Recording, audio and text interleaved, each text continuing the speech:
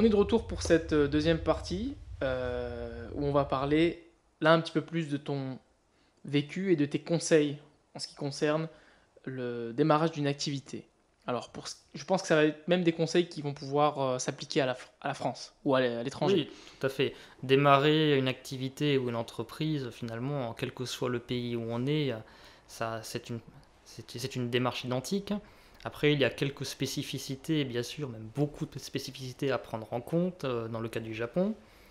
Mais bon, pour revenir vraiment aux fondamentaux, et même si ce que je dis va sans doute paraître évident, il faut vraiment réfléchir à son projet, prendre le temps d'étudier son marché, confronter ses idées. Parce que c'est tentant de se dire j'ai une Je idée me lance, voilà, ouais. j'ai une idée géniale, quelque chose qui n'a pas été fait, je suis sûr que ça va Ça marcher. suffit pas. Voilà, Ça suffit pas. ça suffit pas. Hmm. Vous pouvez avoir une idée géniale effectivement, mais si vous savez pas comment la vendre ou si vous vous rendez compte que finalement elle est moins géniale que vous Hmm. pensiez, vous aurez perdu beaucoup de temps et d'argent pour rien. Surtout que ton idée peut être viable aujourd'hui, mais dans 2 ans ou 3 ans, quand ton activité va vraiment se développer, Mm. ça peut ne plus être d'actualité. Donc il faut aussi Parfaitement. penser à ça. Donc là, c'est pareil, ça dépend vraiment des secteurs d'activité, mais il faut prendre en compte beaucoup de paramètres locaux, ne pas venir, ce que moi j'ai fait et je m'en mords des doigts, c'est de venir avec sa mentalité de français en me disant si ça marche ici, ça marchera là-bas. D'accord. Non, voilà, il faut vraiment prendre le temps de bien étudier son marché et pas se contenter des études qu'on peut acheter à des organismes que je ne citerai pas, Oui. qui certes sont un bon point de départ, mais qui sont clairement insuffisantes. Il faut être sur place, il faut discuter, rencontrer des gens dans le secteur, prendre des avis. Finalement, j'ai appris beaucoup plus en discutant avec des gens autour d'une bière ou d'un verre de vin qu'en lisant des études. D'accord. Alors, ça dépend de son secteur d'activité aussi, mais le ressenti de personnes sur place qui sont déjà dans le secteur, qui s'y connaissent un minimum, pour moi, c'est vraiment le plus important. Il ne faut Donc, pas hésiter à demander. donc tu conseillerais plutôt aux Français qui veulent développer leur activité au Japon de venir sur place. Donc justement, on revient un petit peu à ce que tu disais tout à l'heure, de commencer par un visa par exemple d'étudiant, Tout à de fait. venir, de prendre la température pendant un certain temps et de faire un petit peu son étude de marché avant de développer son activité. C'est exactement ça. Si c'est possible, l'idéal c'est de commencer à travailler dans ce secteur, donc comme salarié, D'accord. histoire de commencer à nouer Ouais. des contacts, mûrir son projet, et voilà, prendre le temps, on va dire, de développer quelque chose qui soit basé sur du vécu et non pas simplement sur des idées. D'accord. Donc c'est intéressant parce qu'on parle de création d'entreprise, mais ce que tu conseillerais pour la création d'entreprise, c'est de débuter par le salariat en fait. C'est-à-dire, Complètement. Franchement, je ne conseille à personne de vouloir se lancer prématurément. Alors bien entendu, ça dépend des personnes, ça dépend des cas. Il n'y a pas d'âge idéal ou il n'y a pas de durée d'expérience idéale. Mais voilà, il faut quand même un minimum, je pense, de connaissances. Et le meilleur moyen de les obtenir, c'est de travailler dans le secteur en question. d'accord. Donc de travailler comme salarié. Et de manière générale, je conseille absolument pas à tout le monde de se lancer comme indépendant ou de créer son entreprise. Je dirais que une mentalité spécifique à certaines personnes qui vont s'y épanouir, mais que si vous avez un travail qui vous plaît, vous n'avez aucune raison de vouloir lancer votre propre activité. Moi, si j'avais trouvé quelque chose qui me convenait parfaitement, je serais devenu salarié. C'est vrai que au final, quand tu es salarié, c'est pas si mal que ça, puisque tu as vraiment t'as la sécurité de l'emploi forcément, Mm. et tu as un cadre, tu as des gens avec qui tu peux discuter. C'est Aussi. bête, hein, mais je veux dire, quand tu es tout seul chez toi toute la journée pendant toute la semaine, ça peut, pour des gens, pour certaines personnes, ça peut ne pas correspondre, je pense. Voilà, c'est pour ça que je disais encore une fois, c'est vraiment une question de mentalité. Et l'erreur que font beaucoup de personnes, à mon sens, c'est de croire que parce que leur travail ne leur plaît pas, elles vont s'épanouir en créant une entreprise. Ouais. Ce sont deux choses différentes. On peut avoir un travail effectivement qui ne vous plaît pas et s'épanouir en trouvant un autre travail. Donc ça peut être quelque chose de complètement différent par rapport à ce qu'on faisait. Ça peut être un travail qui vous laisse une certaine liberté en termes d'organisation et d'horaire, donc y compris des emplois salariés qui permettent de travailler depuis chez soi. Encore une fois, pour moi, comment dire, créer son entreprise ou créer son travail comme indépendant, ce n'est pas une finalité. D'accord. C'est un moyen d'arriver à un travail qui nous plaît et qu'on n'a pas pu trouver dans le salariat. D'accord. Le problème, c'est que tu peux rester enfermé dans un certain cercle. C'est-à-dire que tu vas tout le temps rencontrer les mêmes gens et tu vas pas pouvoir réseauter. Tu vas pas pouvoir rencontrer d'autres gens autour de toi. Et ce qui fait qu'au final, ça va être dur de faire la transition vers l'indépendance. Et du coup, je pense que c'est un petit peu le double travail en fait. Tu es obligé de, en plus de ton travail, essayer de chercher à te créer des contacts à côté. Ah, mais complètement. La base de la création d'entreprise ou même de se lancer comme indépendant, c'est le réseau. D'accord. Si vous n'avez pas déjà un certain réseau de clients prêts à vous suivre, de fournisseurs, ou même simplement des gens pour vous aider, mais vous allez vous casser la figure. Ne vous lancez pas en ne connaissant personne. Je le sais, je l'ai fait, et franchement, je ne le conseille pas. Alors, on y vient. Alors, quelles seraient, selon toi, peut-être les références? Ou est-ce que tu veux d'abord simplement parler du réseau? Donc, des références, disons que ça va dépendre du secteur d'activité. Donc, pour rester généraliste, D'accord. je dirais qu'en tant que Français, il y a beaucoup de gens, dont moi au début, je l'avoue, ont ce réflexe un peu snob de dire Français au Japon, je veux pas les voir, Ouais. les expatriés, je veux pas traîner avec eux et tout et tout. Puis finalement, je pense que c'est une erreur. Certes, il y a beaucoup de gens expatriés français au Japon qui sont des gens pas très intéressants pour rester poli, Ouais. mais on rencontre aussi des gens très Ah oui. sympas et des gens qui vous aident. Moi, ça m'est arrivé des fois au cours d'un dîner de rencontrer quelqu'un qui appréciait mon parcours, qui peut-être se reconnaissait dans ce qu'il était il y a 30 ans et qui du coup m'a donné des conseils, des contacts, des références. Enfin, toutes ces choses qu'encore une fois on acquiert que par le réseautage et on ne peut pas obtenir en restant chez soi ou en ne sortant pas de son cercle d'activité. D'accord. Donc voilà, moi j'ai rejoint divers clubs francophones, certains plutôt généralistes, d'autres plus centrés sur l'entrepreneuriat ou le travail en indépendant. On peut aussi bien sûr rejoindre des clubs non francophones, hein, il faut rester ouvert, Ouais. on peut aussi rencontrer Ouais. des gens très intéressants. Donc il faut vraiment, enfin voilà, D'accord. il faut se bouger, il Ouais. ne faut pas croire que les contacts vont venir à vous comme ça. Et il faut Ouais. prendre le temps de rencontrer du monde, penser à relancer les gens, envoyer un petit message, prendre de leurs nouvelles, aller prendre un verre. J'ai envie de dire, l'amitié va se créer naturellement et un jour, que la personne va vous dire tiens, je connais quelqu'un qui a quelque chose qui t'intéresserait. D'accord. Moi, ça m'est arrivé un nombre incalculable de fois, des gens que j'avais rencontrés dans des soirées, à qui j'ai sympathisé, on est restés amis, je pensais absolument pas que ces personnes m'apporteraient quoi que ce soit sur le plan professionnel, et ben un jour, si.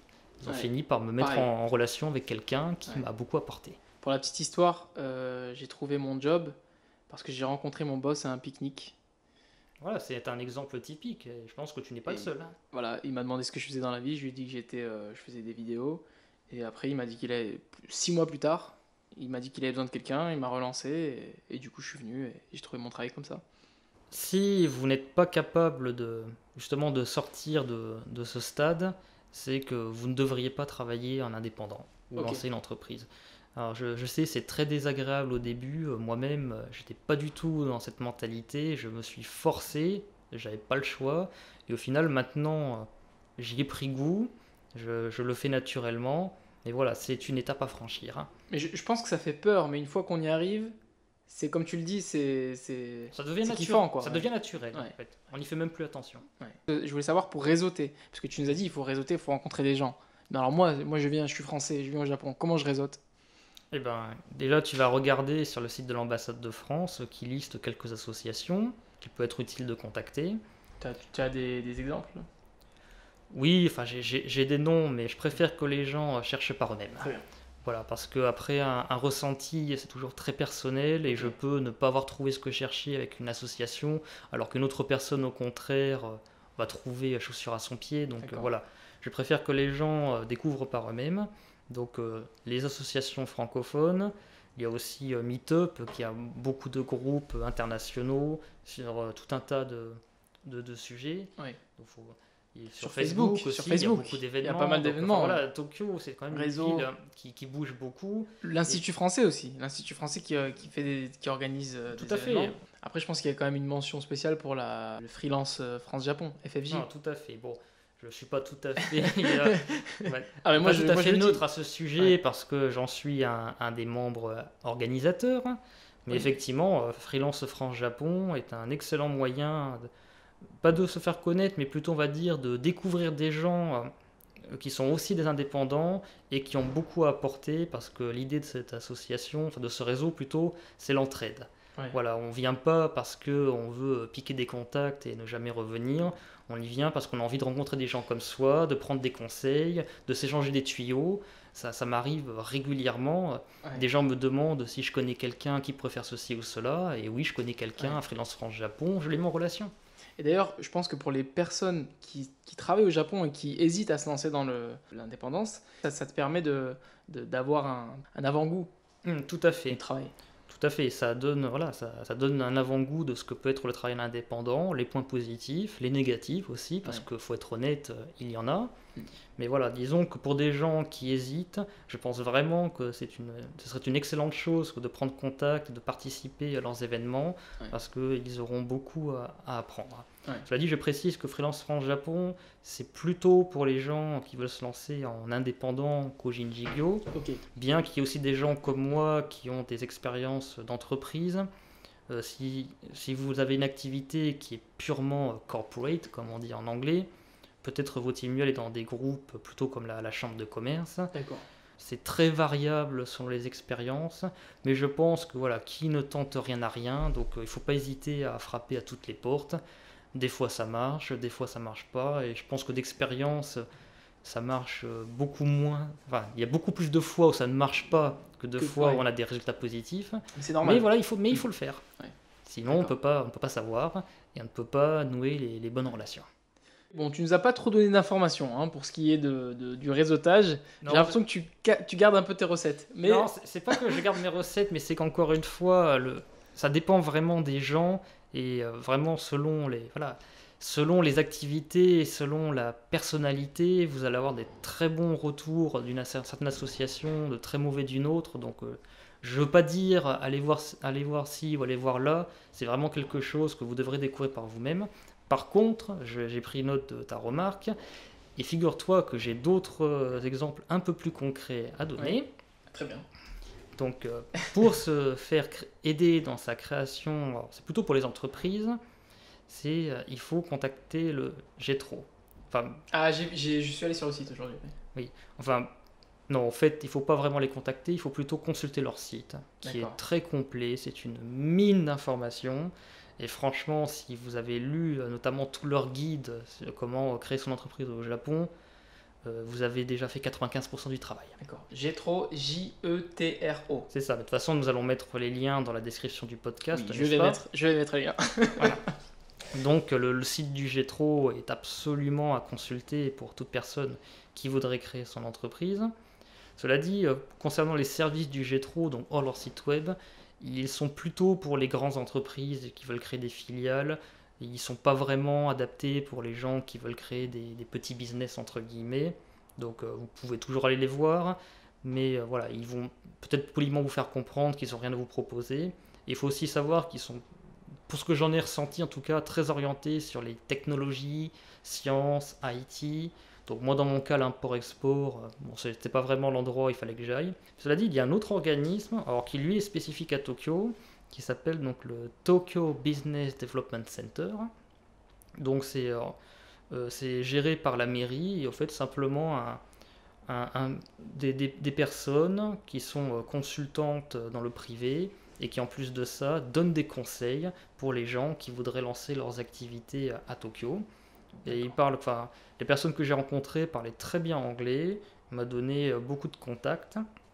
Donc voilà, ce ne sont pas des gens qui vont faire le travail à votre place, comme certains mal pensés, ou qui vont vous trouver des clients, mais ce sont des gens qui peuvent vous orienter vers les bonnes personnes, pour les gens comme moi qui cherchent des prestataires, quand je cherchais mon local, quand j'avais besoin d'un comptable, etc. etc. Donc Ils t'ont aidé à trouver ces... voilà, ils m'ont mis en relation avec des personnes qui parlaient anglais, D'accord. que j'ai contactées, et globalement ça s'est plutôt bien passé. Donc j'imagine qu'il doit y avoir des organismes de ce type dans les autres villes, donc il faut se renseigner. D'accord.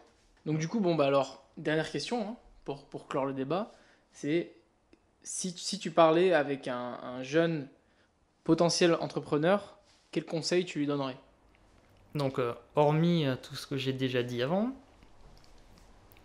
je dirais qu'il faut que la personne s'immerge dans la culture japonaise, et ça fait un peu cliché, je sais, mais si on ne comprend pas, on va dire, les références historiques, les références culturelles, on ne comprend pas la mentalité des gens, et c'est difficile de faire des affaires avec eux. Parce D'accord. que finalement, les Japonais, même les personnes qui, on va dire, qui ont un certain bagage international, restent généralement très japonaises dans leur façon de penser et de procéder.